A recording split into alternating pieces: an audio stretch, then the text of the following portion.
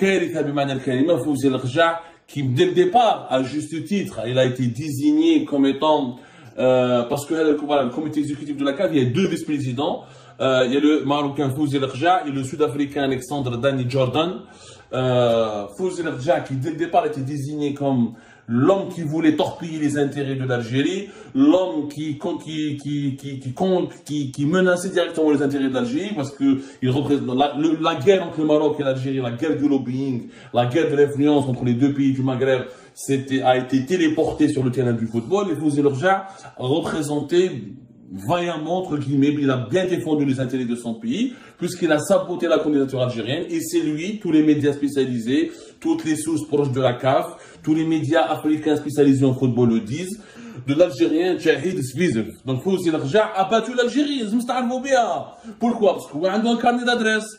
Parce que le Maroc, il a une politique de lobbying et d'influence qui date depuis le milieu des années 2000, puisque le Maroc abrite l'entraînement de plusieurs sélections nationales, plusieurs matchs amicaux et matchs officiels de certaines équipes africaines sont organisés au Maroc. Le Maroc offre des aides sportives à beaucoup de fédérations africaines pour développer des infrastructures, pour former des entraîneurs, pour former des joueurs. Les clubs africains sont souvent régulièrement accueillis au Maroc pour leur stage d'entraînement, etc. Pendant ce temps-là, en Algérie, le passé. L'Algérie parle du Polisario, elle parle on insulte le Maroc, les Marocains travaillent, on les insulte. C'est ça la réalité. Il y a deux types d'individus dans le monde. Il y a des individus qui travaillent dans le silence et qui ne font pas de bruit. Et des individus qui passent leur temps à faire du bruit en insultant, en faisant des polémiques, en créant complot, en créant scandale, en provoquant. Ce que nous avons fait depuis 2020, on le fait régulièrement contre les Marocains. Et les Marocains, à la fin, ils gagnent parce qu'il y a une rigueur, il y a une discipline. Et nous, on ne gagne pas parce qu'on fait on n'a pas de stratégie. On croit que l'agressivité, c'est l'efficacité. L'agressivité n'est pas l'efficacité. L'efficacité, c'est le pragmatisme, c'est le lobbying, c'est c'est séduire les interlocuteurs étrangers pour les pousser à être dans notre camp en échange d'une contrepartie, en leur faisant des cadeaux, en leur donnant des aides, en leur faisant des investissements chez eux. C'est ça le lobbying. Et on ne sait pas faire ça. Le régime Tebboune est en train de provoquer le déclin de l'Algérie sur l'ensemble des domaines. Même dans le sport, même dans le football, on n'arrive pas à battre les Marocains.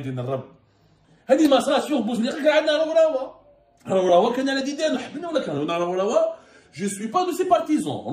Les enquêtes sur Algérie par sur Mohamed Rawalawa, j'ai pas été tendre avec lui. Il a fait des affaires. Il a permis à ses enfants de s'enrichir. Il avait fricoté avec le régime. Il a même, on peut dire qu'il s'est enrichi lui-même dans des conditions assez troublantes. Mais c'est un vrai homme de réseau. Mohamed Rawalawa, à l'époque de Rawalawa, l'Algérie avait une voix au plus haut sommet du football africain, même du football mondial. Il avait ses entrées FIFA, il avait ses entrées dans pas mal de pays arabes, il était respecté par les pays africains, il était consulté, il était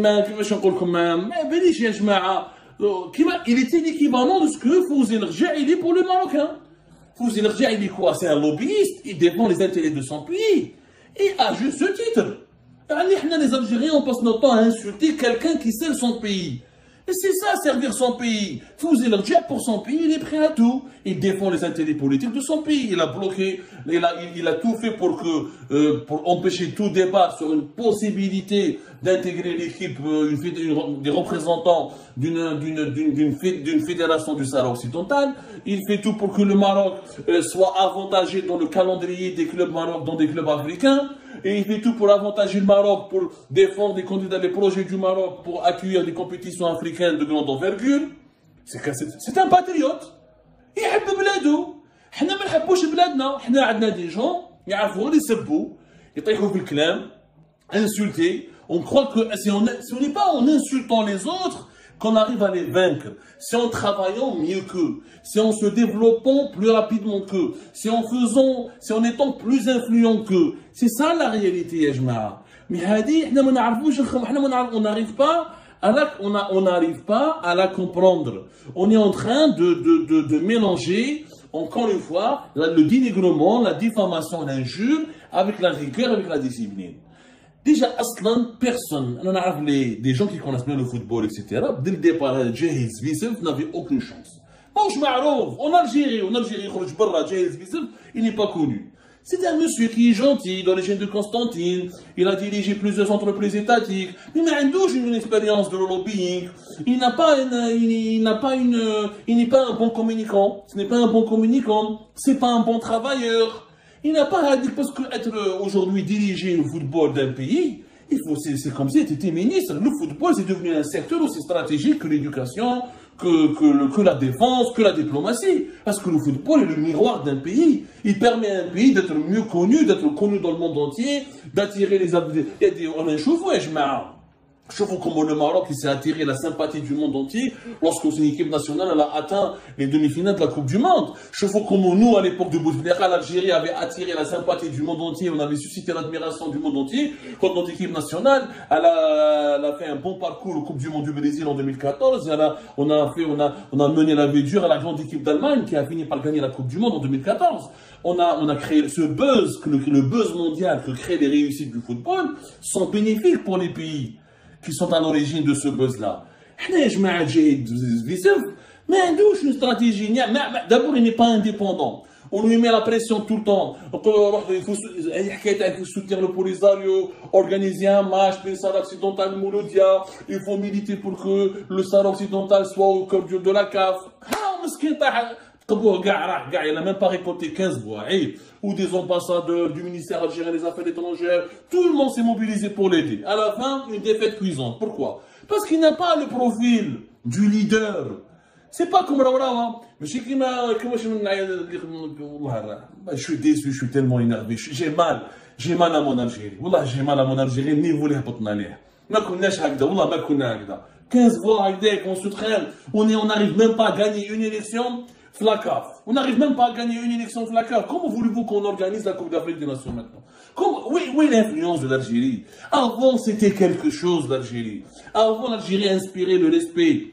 Elle forçait le respect. Aujourd'hui, on est perçu comme quoi? Un pays instable, un pays belliqueux qui passe son temps à vouloir faire la guerre au Maroc, un pays qui est en rupture avec ses voisins, un pays qui est agressif, dont les médias se déchaînent pour tout n'importe quoi à la moindre polémique, un pays qui est raciste. Je voulais ce qu'on disait sur l'arbitre Gassama, sur les arbitres africains, noirs, comment les subsahariens, les joueurs subsahariens, ce que subissent dans notre pays. On accueille mal les responsables africains. Comment voulez-vous que l'Afrique ensuite nous renvoie l'ascenseur, nous adore, nous respecte ou nous pousse de l'avant? Ben voilà. Djehis Vissef ya Jema'a, son parcours, je vous rappelle, كان بوشي. كلها صراحة جانا بالك ولد فاميليا بالك ناس ملاح. Mais il n'a rien à voir avec le lobbying, avec la diplomatie, avec les manigances, ما عنده aucune expérience politique, ما عندوش الحنكة هذيك, n'a pas l'esprit de la ruse. واش كان Vissef. Il a travaillé directeur du groupe avicole, centre, تاع الدجاج. كان président du directeur du groupe Sotrakov, de la transformation et le conditionnement de viande.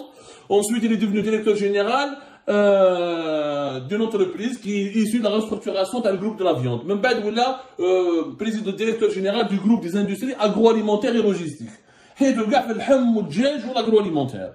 Ça n'a rien à voir avec le sport. Ça n'a rien à voir avec la politique extérieure. Ça n'a rien à voir avec les médias. Ça n'a rien à voir avec la communication. Quand on dirige le football, quand on dirige la fédération de football d'un pays, il faut être homme d'affaires, il faut avoir été entrepreneur, il faut avoir le sens de l'entreprise, le sens de la communication, le sens de l'intrigue, le sens de la diplomatie, maîtriser des langues étrangères, connaître, avoir une culture internationale. Ce n'est pas le cas de Djehis Vissef. C'est vrai. Qu'un président de la commission d'éthique de la fédération algérienne de football, qu'un membre du bureau fédéral, il a été même apparemment, il était l'un des bras droits de Raourawa. Mais même, ce n'est pas Raourawa. C'est pas Raourawa, comme sincèrement. On aurait pu mieux. Comment il s'appelle avec l'ancien les Hakim el-Parado, مسكين.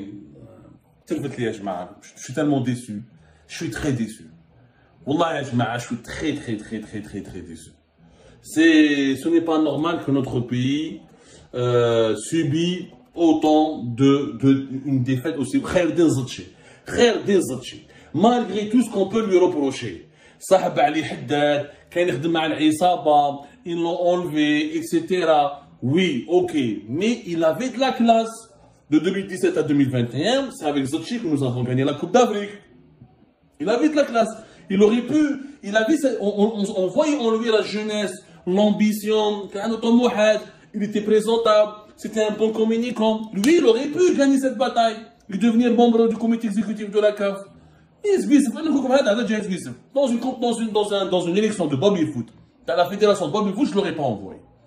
Mais où je t'adore, l'Algérie de Tebboune, le culte de la médiocrité, le culte de l'inélégance. On cultive que l'insulte, que l'invective. Il n'y a pas on cultive pas la valeur du travail, le génie, l'effort, le génie de l'effort. Mais qu'est-ce? On pense que, voilà, que l'Algérie pourrait battre le Maroc et d'autres pays concurrents africains juste en montrant ses muscles, en faisant des exercices militaires, en créant haut et fort. C'est pas parce que tu cries, c'est pas parce que tu es violent que forcément tu as raison, que les gens t'admirent, que les gens vont te soutenir, que les gens vont te suivre. Voilà la grande leçon de la défaite, cette défaite de l'Algérie face à un candidat d'un pays, d'un État qui n'existe même pas. La Libye, l'État libyen n'existe pas. Libye, ma عندهاش حتى دولة. وخسرنا معاه un représentant de la Libye.